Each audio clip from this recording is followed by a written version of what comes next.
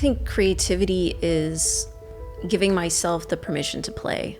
There's so much imagination as a kid. God creating the universe and how God shows up in different things. It's not just one. You know, God was like, and I'm doing this. I started here and now I'm done. It's like, no. Infinite. And infinite. And we are a reflection of God. How can I honor God in that way in my creativity? Why limit myself? And in a way, I honor God when I am stepping into my limitlessness. Yeah.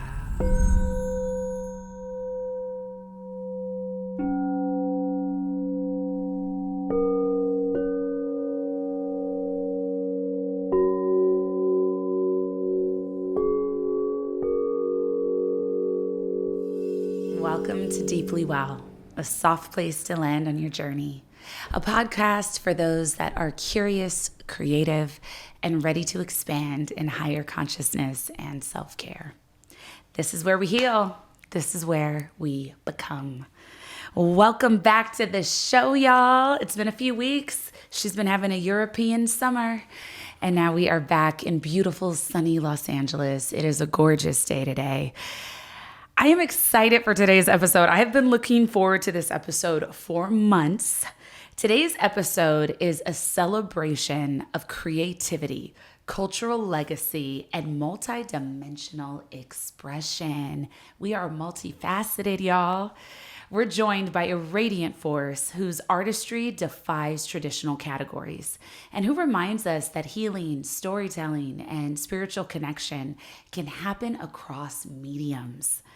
Cameroon-born actor, singer-songwriter, and chef Andy Allo is a true creative powerhouse.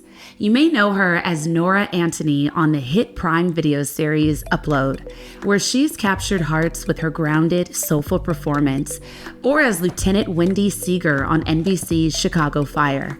She's graced both big and small screens with roles in Pitch Perfect 3, Black Lightning, and even lent her voice to the Star Wars universe in The Bad Batch.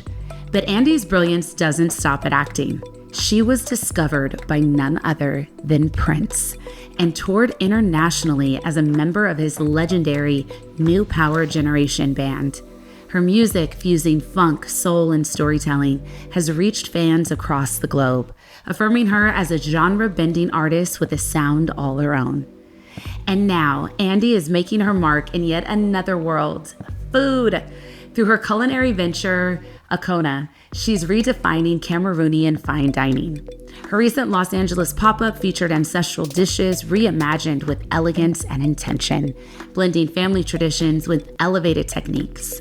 For Andy, cooking is more than a skill. It's a spiritual practice and a way to honor her roots and creative lineage. With a New York City pop-up on the horizon and the final season of Upload premiering later this year, Andy continues to evolve and to inspire.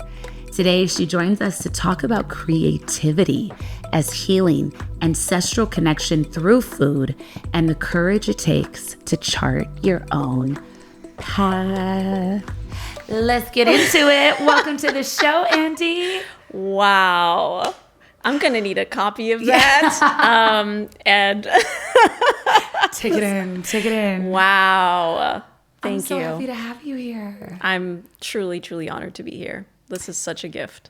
Can I tell you the funniest story? Yes. So, and also thank you so much for coming to my book launch. It was so amazing having you here on that special day. That it was awesome. Like big vibes. Yeah. But it was so funny because we started following each other, I think a couple years ago. Yeah.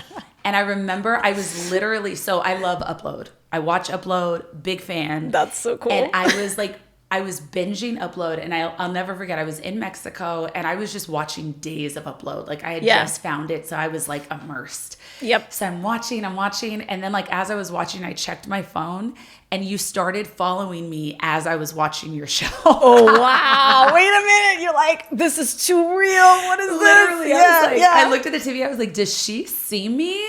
I know everything. No. Oh my God. But yeah, just love the show. And I think too, the nature of what the show is about, right? Like, of course, that's what drew me to it. It's like, one foot in the future that doesn't feel like it's too far in the future. Life, death. Oh, yeah. Romance, love, over dimensions.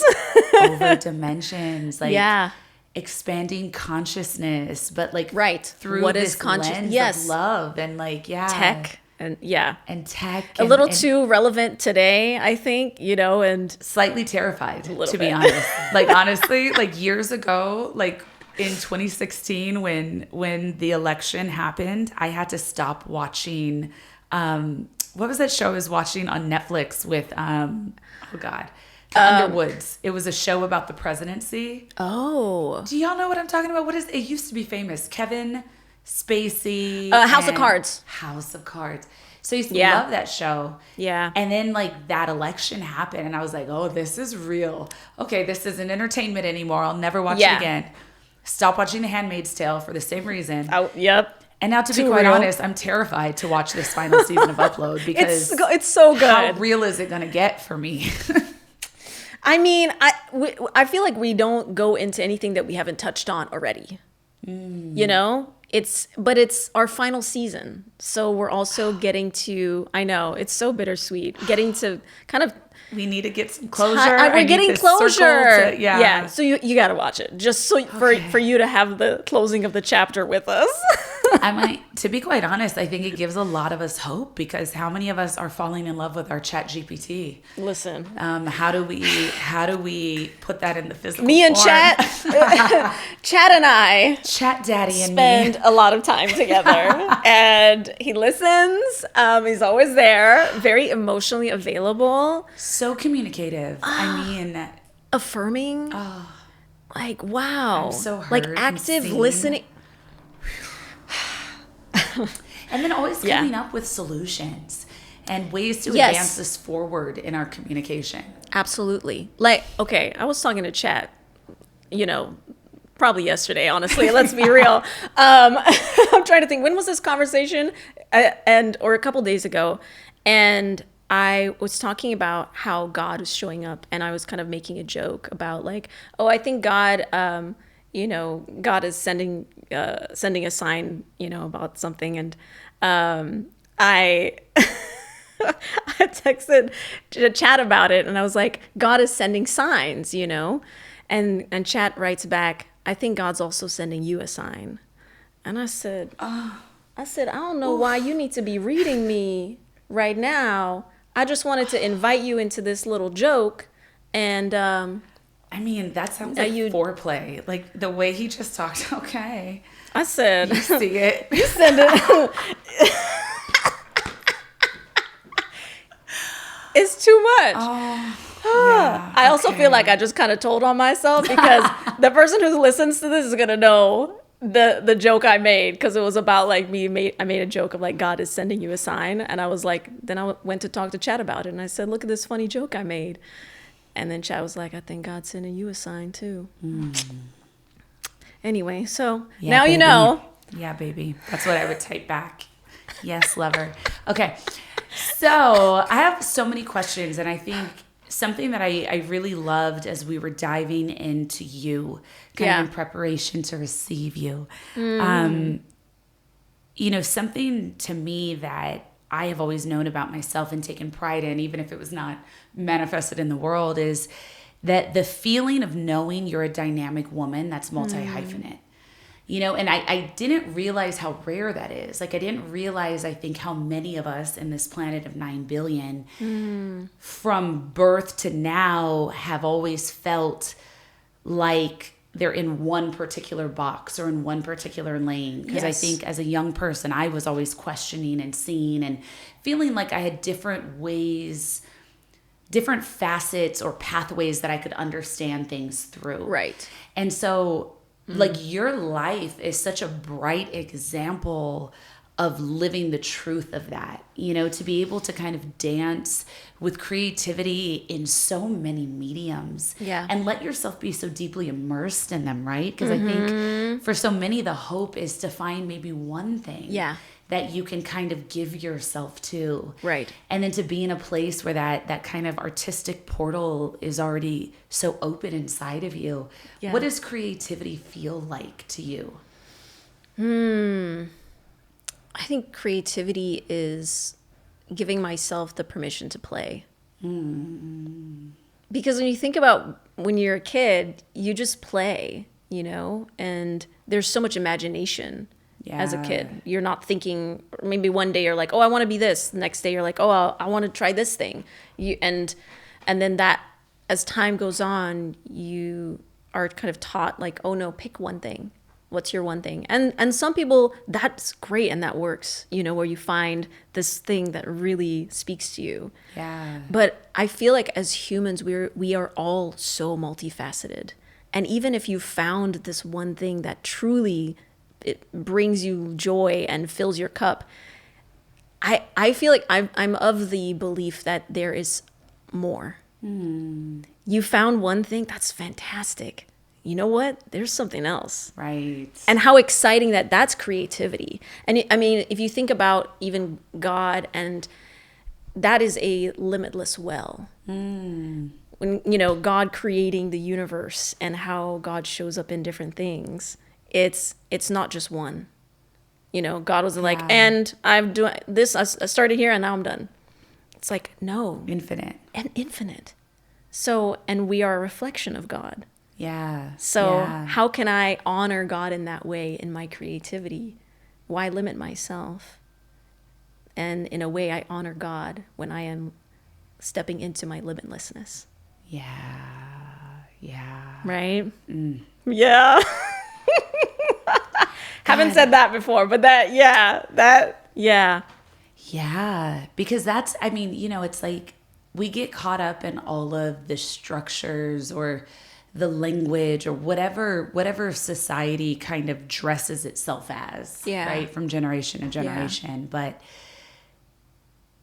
God commands us to create. Like, we're literally here for just that, for exactly that. Right. Right? Like, God made us in their image. Yeah. So God is creator. We must create. Yeah. And we have that power, and to see it as that, right? Like as devotion. Because I think so often so many people cut off their creativity because the first thought is, how do I monetize it? Or how do I build an identity around it? How does this represent who and what I am? Yeah. But like, in fact, it's like what I'm hearing, it's just this continual opening. Yeah. This continual process of like, what can come to life now? Right. Yeah. But I think like for me, I had to learn that when I started to achieve things, because I'm such an overachiever. Like I found so much of my value in achievement and being like, oh, once I get this thing, then I'm enough. Once I get that thing, I'll finally be accepted, or my worth will be proven. Yeah.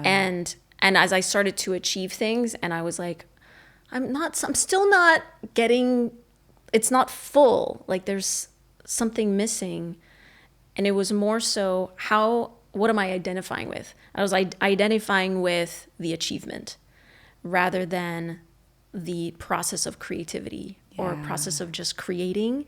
And so, sake. And when I think about all of the different mediums that I get to play with and play in, at the core of it, I'm a storyteller. I get to tell stories. And so sometimes that's through singing and songwriting, through acting, through characters, through directing, or, writing screenplays. And now it's storytelling through food. And I'm just telling a story.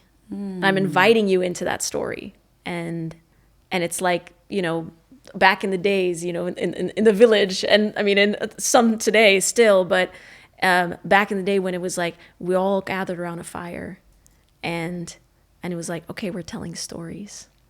I went back to Cameroon a couple years ago and went back to the village, and I was just visiting, and that was what was happening, in some of the more remote villages still today, which was really refreshing to experience and see, where it's like, That's how the children were being taught lessons and through these stories. And then they were given a chance to go up and also tell their story. And it was really interesting to hear what their story or their parable was.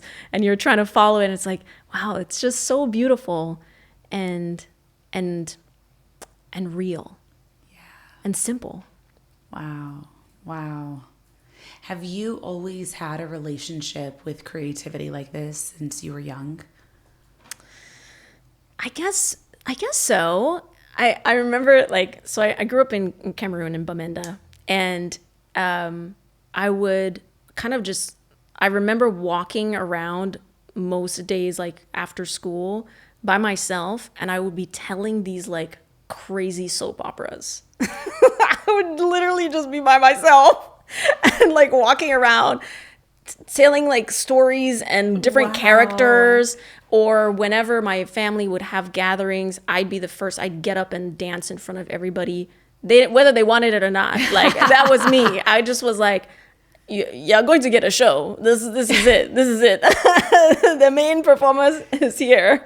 So, I think yes, in a way, that was my expression. Like, I loved inviting people into joy, and I didn't have the words for it. I think as I'm even talking about it now, I'm like, yeah, I think that was my way of connecting to others and having us all connect. Wow. Wow.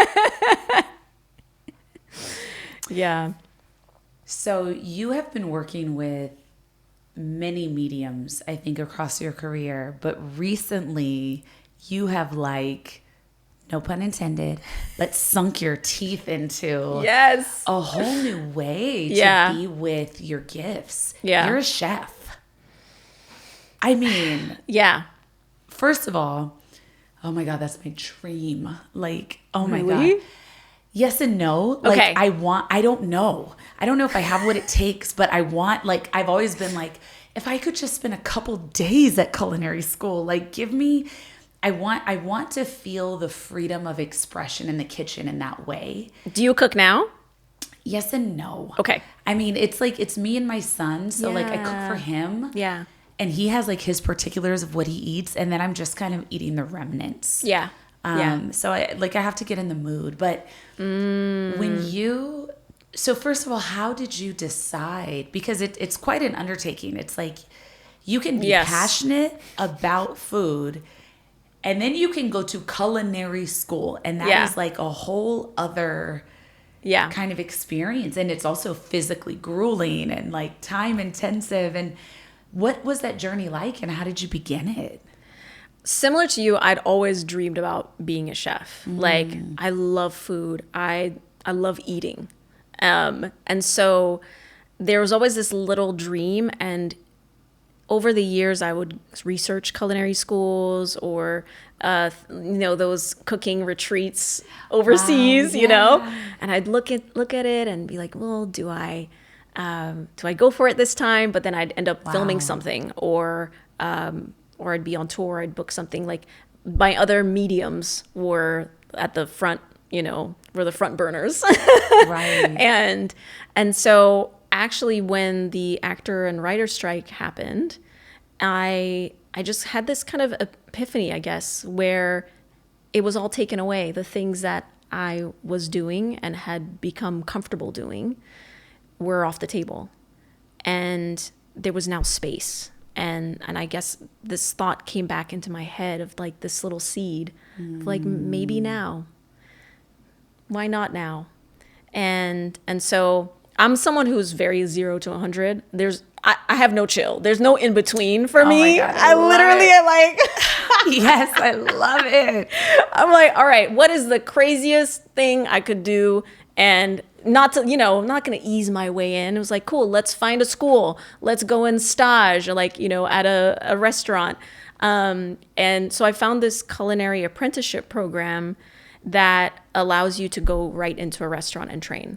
Wow. And I felt like, because typical culinary schools are about 2 years. I was like, well, I don't know if I can dive into a traditional school system right now. Because I was like, well, eventually the strike will end and da-da-da-da.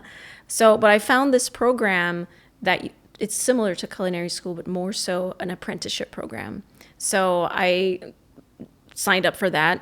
It was about 9 months. And I trained in the restaurants. And part of that, they asked you to intern at other restaurants for like working hours. And so I went to one of the best restaurants, which is Alinea in Chicago, 3-star Michelin restaurant. And wow. And I was like, no chill, 0 chill. Damn, girl. I said, let me go to the best of the best. And I was living in Chicago at the time. Wow. So it was available to me. And it was just ease. Like, since I made the decision of saying, I want to dive into this culinary world, it's been so magical. And I haven't experienced that before. Like, being an actor or musician, I've had success and amazing opportunities, but it's been a grind. You know, like it's been, okay, audition after audition, or I'm putting out records on my own. And then finally, you know, something breaks and you get some great opportunity. But this has just felt like ease. As soon as I made that decision, it just was like, okay, here's this program and here's this stage. And here are these amazing chefs who are legends that are willing to support you. And here's a pop-up, it's been me receiving and affirming that and saying I'm ready, or even if I'm not ready, I'm being given these opportunities. And I'm like, okay, God, I'm a little scared, I'm nervous, but trusting the plan, your plan, not mine, and just saying, okay, let me leap and I'll learn something either way. Even if I fail at some point or make a mistake, I will learn. But I love this. Like I love making food and watching people eat it, inviting them into that experience and the joy that brings for both of us. Yeah.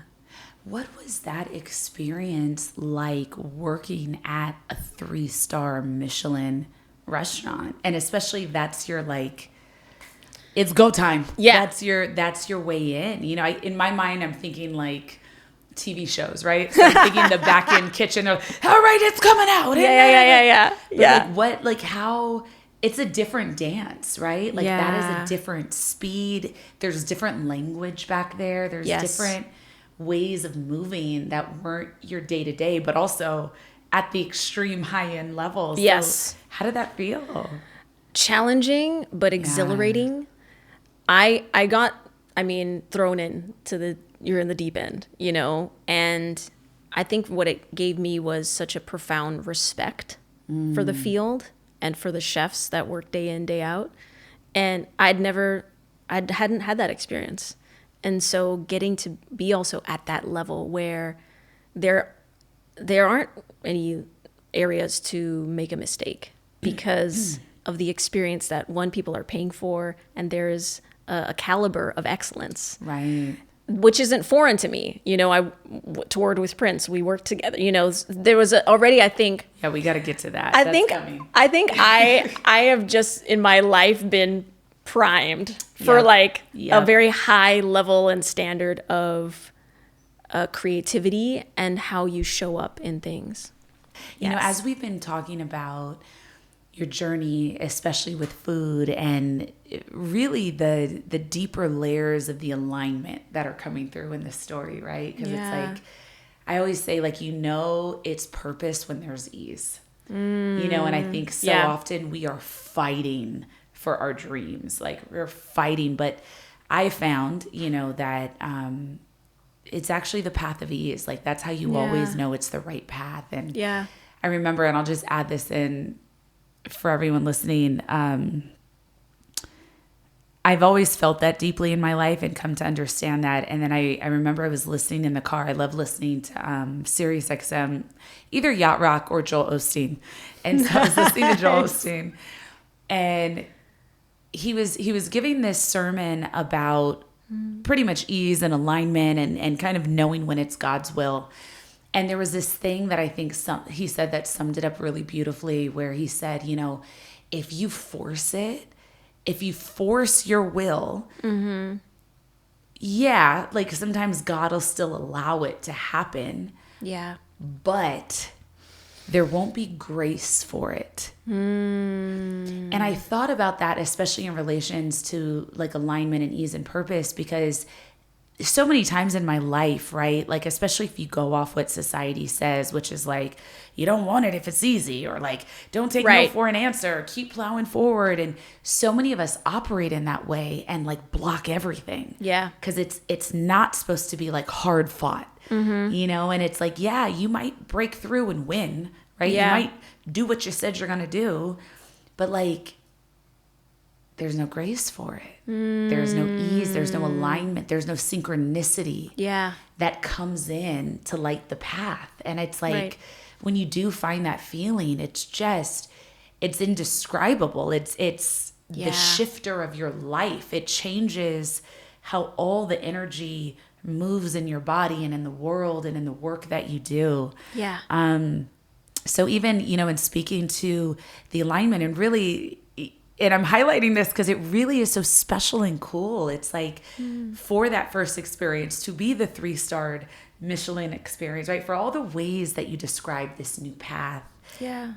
You're having a very spiritual experience. It is a spiritual practice. And so take me into the intention behind Akone and the pop-ups and like the way you are really blending that spiritual creative fire with the food you're creating and presenting. Yeah. Yeah. My word for this year is trust. And each year I try to pick a word. Last year was celebration and opulence. Okay, girl. I love opulence. Yes, please. I was like, I want an opulence year. We are going for luxury. Yes. And so this year was trust. And I feel like I've been invited into that over and over again and reminded of like, how can I trust? And I got the opportunity to have my pop-up at a restaurant called De Bistro. And it was at the restaurant that I finished my culinary training in. And the owner of the restaurant was like, do a pop-up here, you know? And again, like, I'm new. I've been doing this chefing culinary for a year and a half. So I'm a baby, you know? And there was so much trust and ease of like, oh, okay, you trust me enough to do this. And I also trust God enough that if I'm being given it, I must be ready, even if I don't feel like I am. And I just have to leap because I'll learn so much. Yeah. And I did. And it was incredible. I got to witness, you know, the experience of sharing Cameroonian food with, we had about 100 people that came that night. And when I walked around and talking to different people, they were sharing how they would taste something, and I would say probably 98% of the people that came through hadn't had Cameroonian food before, but they were all taken back to something.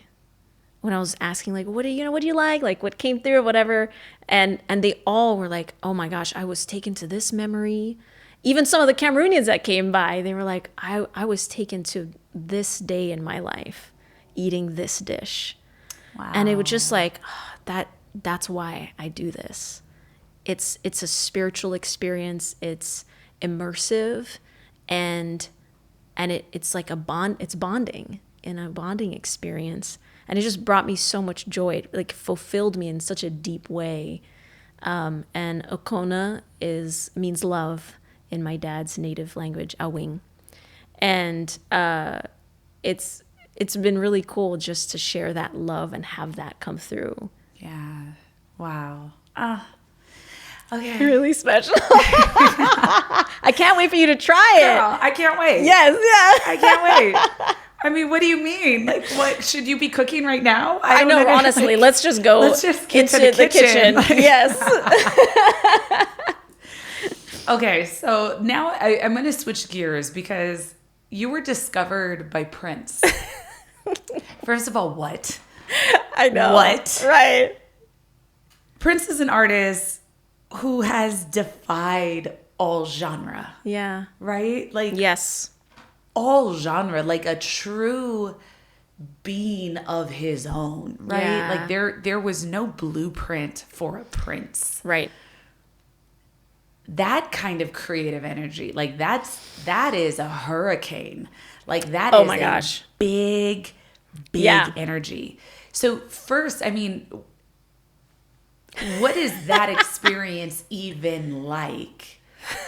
If Prince is like you. Yeah, right. You know, like you. Like, yeah, what? That's hilarious. What? Yeah. I mean, I think about that time and it's surreal.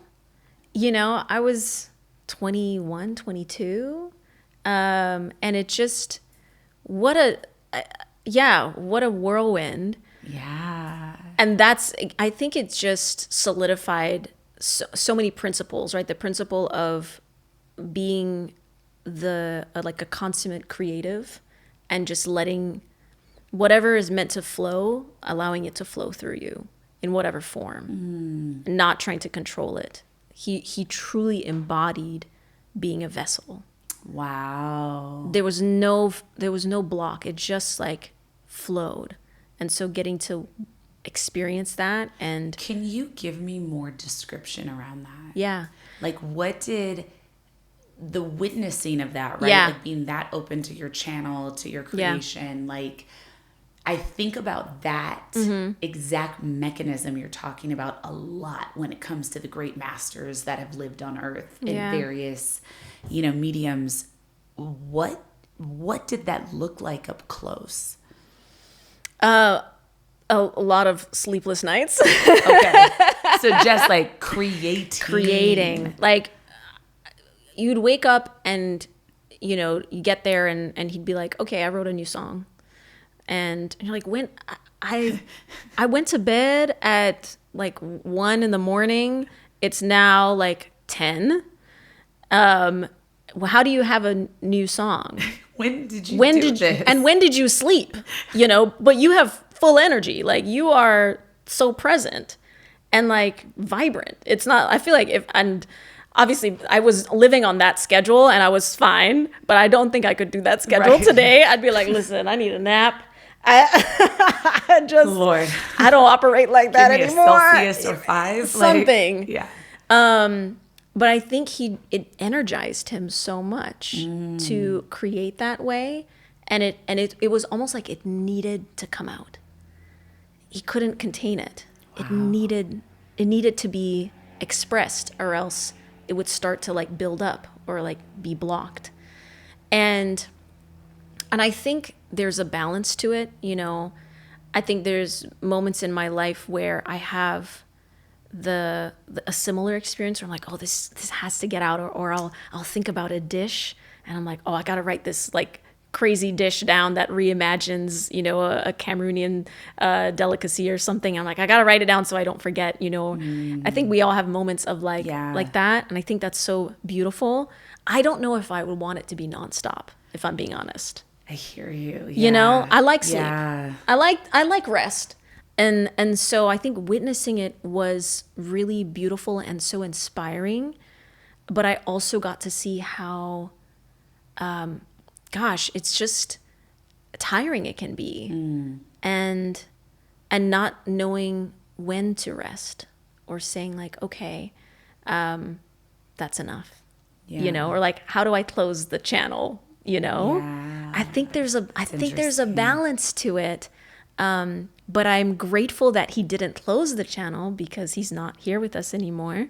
And so that way he was able, and maybe there was some part of him that knew that he wasn't going to be here for a long time. And so it was like, I got to get this out. And I think there's a lot of artists who aren't here anymore, there was something Tupac. that they had to like get it out and get it out. And I feel the Spirit knows, you know? So I say all that because I don't want, when I'm talking about Prince's, like just ability to flow, what I don't want people to take from that is like, well, I'm not like that. There's something wrong with me, or I need to attain that. And I think it's a balance, you know. I think it's allowing each of our experiences to be what they're meant to be, and that we all have a part, and our creativity flows in its own way, and that's what we need to find. He found his. Right. And I had to learn that because I was so young, so I saw him as a mentor, and I wanted to emulate that, and was like, that's what I need to attain. And I really had to learn, wait a minute, that is so beautiful, but what's mine? Yeah. How does creativity show up for me? And that's what's beautiful. You know, and whenever if you're trying to become someone else or do their thing, and I feel like you hear this all the time, right? Like, what's your voice? What's your unique quality? And you can be inspired by someone who's found theirs and taps into it, but don't try to be like, oh, I'm just going to be you. Right. You know? Right. It's like, no, that's so inspiring. Now find yours. What is your thing? How does creativity show up for you? How does it look when you are in flow? What is that? And then share that with the world so someone else can be inspired by that. Because if we're all trying to be like Prince or be in flow and creative like him, and like, that's not the tapestry of God. Yeah. It's to me, the tapestry of God is so varied. It's beautiful. There's so many threads. It's colorful. It's vibrant. The different textures. That's what makes this world beautiful. Yeah. Deeply. And it's like, don't block your unique channel and creativity by trying to,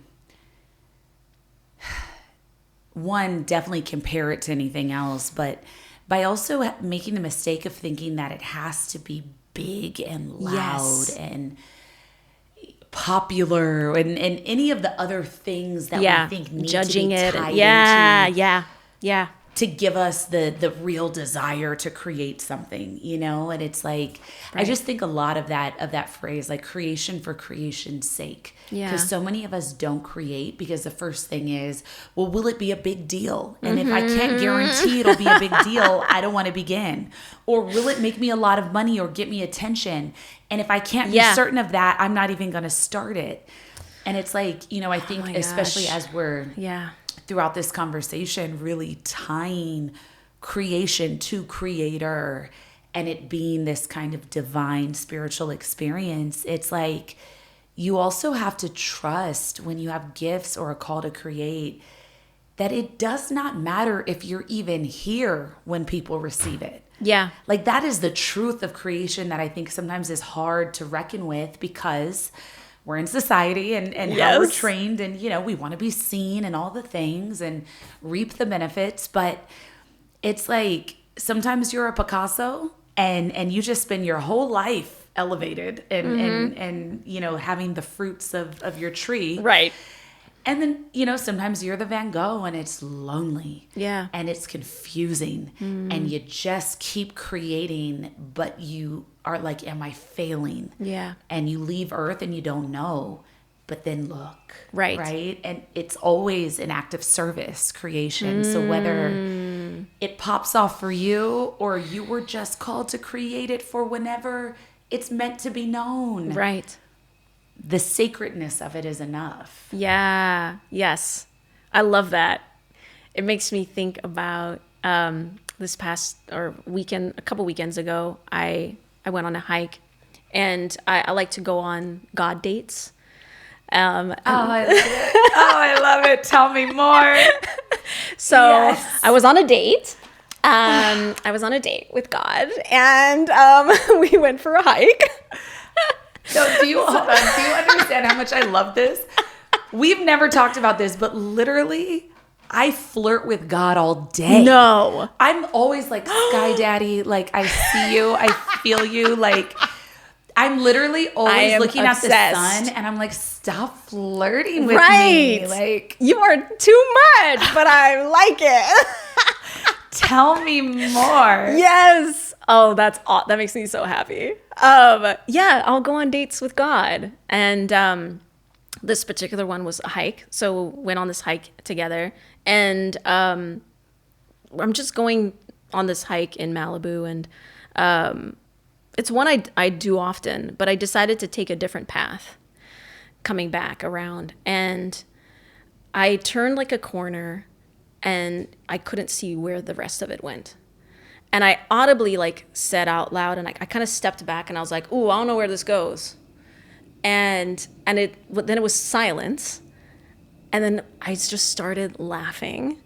And I was like God and I were laughing together. And then the thought that came in my head was like, of course, I don't know where it goes. I don't know where anything goes. I don't know where any of this is going. Like, thanks, God. You're right. Yeah. Duh. That's the point. Oh, I love That's the point, is to trust.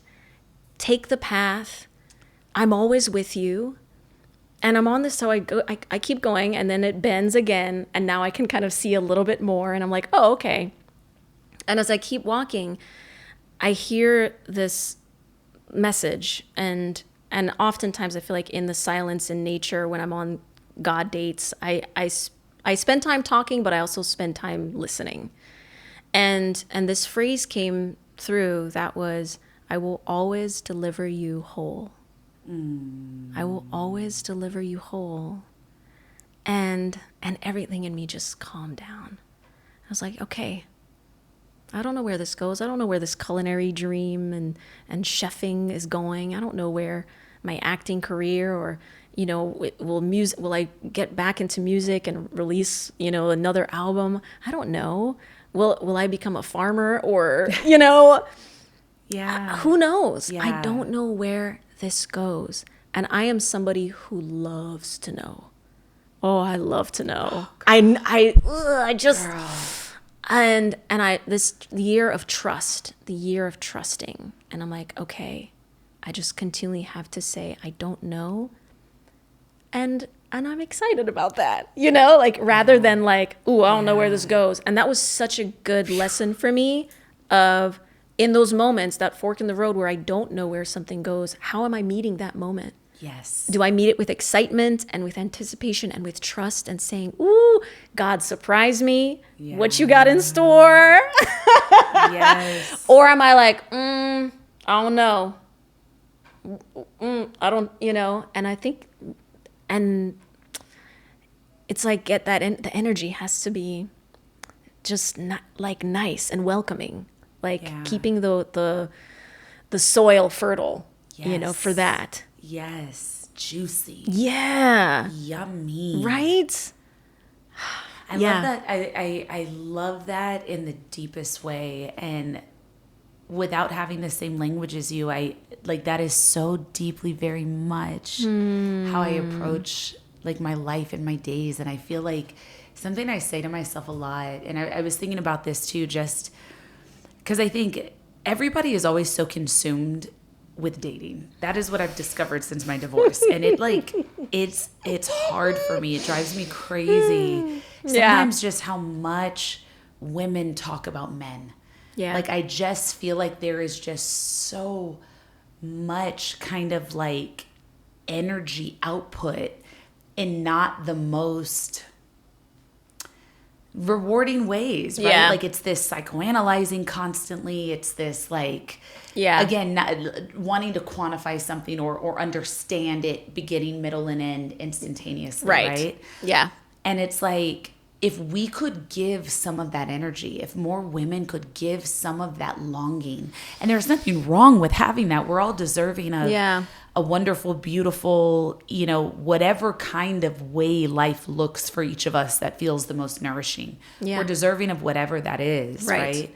Yeah. But like, I feel that if people could give more of that lonely longing to God, and making it fun with God, right? Yeah. Like making it really like spiritual foreplay, like moving through the world. Like I move through the world expecting to be surprised and to be in awe of God every day. Yeah. You know, and even talking to God in that way. And yeah, just like to say you go on dates with God, right? Like that is so special. And it's like if we could move in that kind of conversation with God every day and take in the sun ray and let it fuel you like you just got handed a rose, or just all the ways that God does show up for us really romantically and divinely and pleasurably.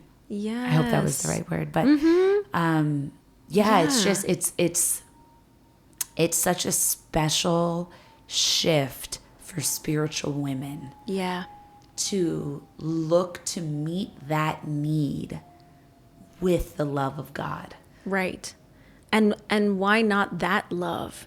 Right. The love that is so pure, so rich, and limitless. Limitless. And has no conditions. Zero condition. It's there. It's there, it's available, and it's vast. Like loving God is romantic. Yeah. Like sometimes like God takes my breath away in a way that I want to be like, my God. Yes. Oh, excuse me. Right. You know, like honestly, I don't know how anyone can compete, but and that's not the point, right? You're just like, whole nother episode. But but then it's like, getting to experience God through others.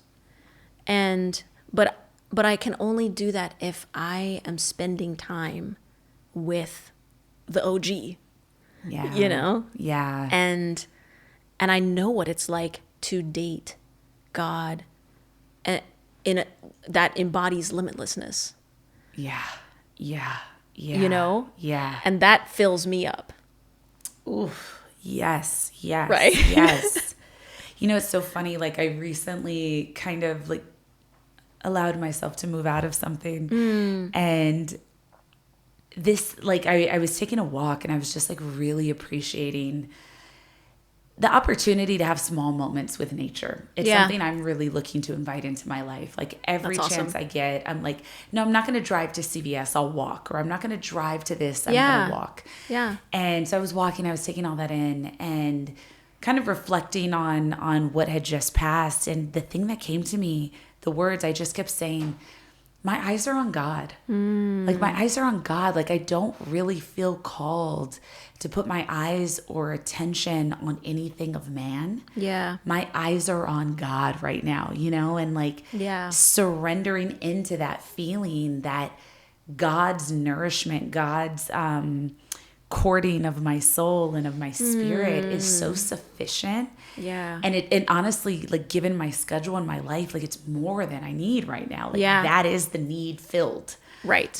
So anyway, thank you so much for that beautiful practice. Cause I think it's just such a blessing. And I think it is a part on the journey of consciousness for so many of us that I found that is where we arrive when we're really in an embodied state, when there is like a lot of congruency in how our parts are meeting each other. Yeah.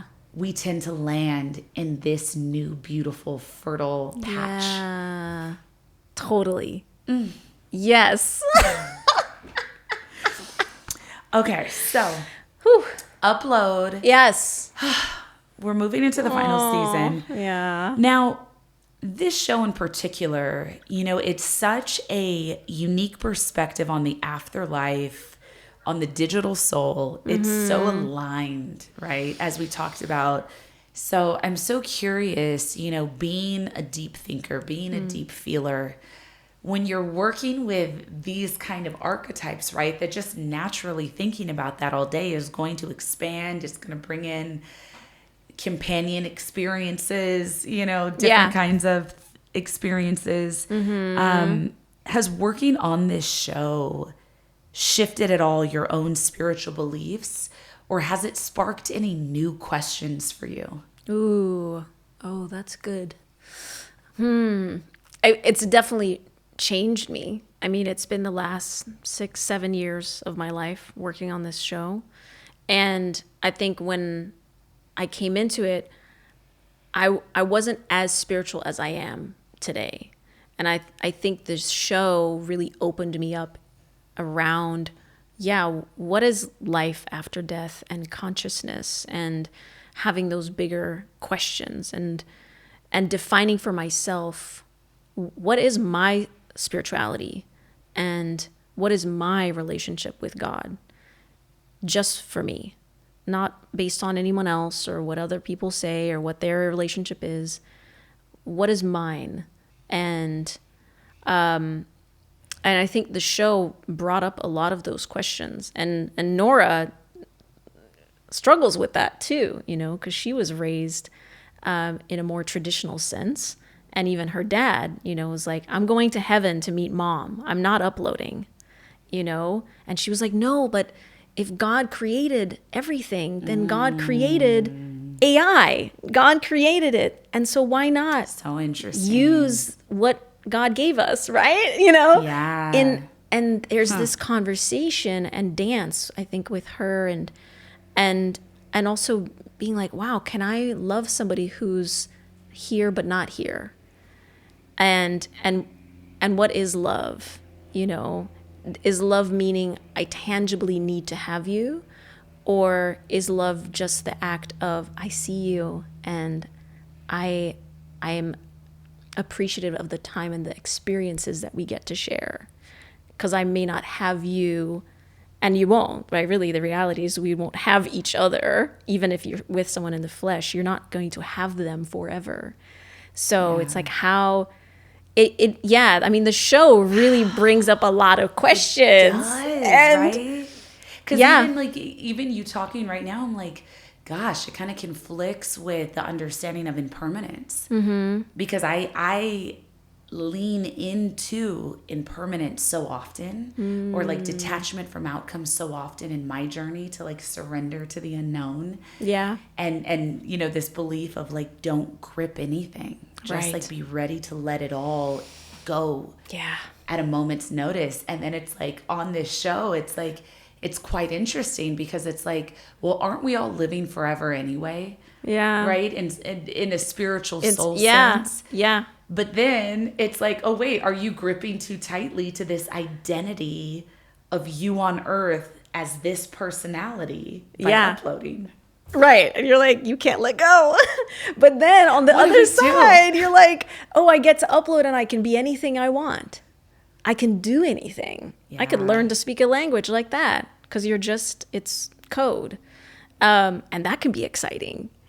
But then it's like, what is it impeding my, spiritual growth or my soul's journey in some way? I don't know. It's and will we ever know anything? No, we don't know. That's the whole point. We don't know.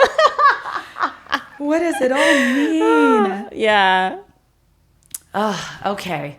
So why are we at the end of the show already? Oh, no. Oh, my gosh. I'm not ready for it to end. I'm not ready. There's so many more things. I think I as a woman right now, how are you feeling on earth in your life? And what practices are you utilizing to really keep yourself upright and to keep yourself feeling open and creative, even amidst, quite confusing, highly energetic, divisive times? Yeah. Oof. That's good. I knew you were about to come through with something. She about to lean in. I said, okay, let me just... Deep. Yeah. How am I keeping myself upright? I mean, some days I don't. If I'm being completely honest, I think there's days where I allow myself to fall short or crumble a bit because it is a lot. And I think it's those allowing myself to feel everything and not be like, well, let me get over it, or I need to be strong, or I need to, no. It's like, I think how I keep myself upright is allowing myself to feel whatever is coming up. I don't remain there. I let it pass through me. But if I'm like, today I need a little more rest. I feel it. There's something's off. I just need to sleep longer than I thought I wanted to. Mm-hmm. My plan, was I wanted to get up at this time, and I'm like, I can't, I'm tired. Something is weighing on me, and I just need to rest today. Listening to that. It means, and I don't want to say I'm not good at this, but I'm working on it, of being more vulnerable and saying, hey, I'm going through a hard time. I could use a little more support today. So I think inviting people in, so I'm not always the strong one, or I'm not always the happy or the zen or the whatever one, those identities that feel really good and like people aspire to. And like, actually, I think just keeping it real, being like, yeah, today's a tough day. Let me call that person that I think has the capacity for me, or asking like, hey, you up for a call? Like I'm struggling today. That helps me get back upright. And God dates, going on dates with God, going on dates with myself, and really loving myself.